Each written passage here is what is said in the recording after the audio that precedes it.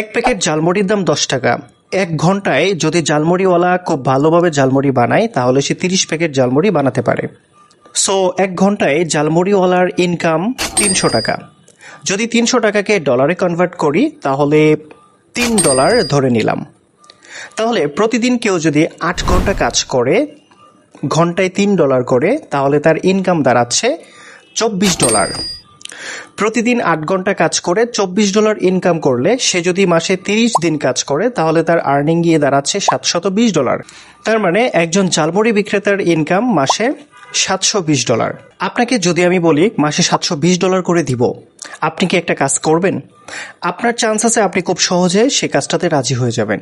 কিন্তু তার পরের লাইনে যদি আপনাকে বলি কাজটা হলো ঝালমুড়ি বিক্রি করা, তাহলে আপনার রাজি হওয়ার চান্স নেই, আপনি রাজি হবেন না। তার কারণ হচ্ছে এই কাজে কায়িক পরিশ্রম অনেক বেশি। কিন্তু ফ্রিল্যান্সিং টাইপের কাজে কম্পিউটারে ঘরে বসে এসি রুমে থেকে কাজ করা যায়। এখানে কায়িক পরিশ্রম কম কিন্তু মেন্টাল পরিশ্রম বেশি। আপনার গোল যদি হয় মাসে $700 মতো ইনকাম করা, তাহলে আমি বলবো আপনার অনলাইনে কাজ করার জন্য না আসাটাই উচিত। কিন্তু আপনার গোল যদি হয় মাসে $5000 ইনকাম করা বা তার চেয়ে বেশি পার মান্থ ইনকাম করা, তবে আপনাকে অনলাইনে আসা উচিত।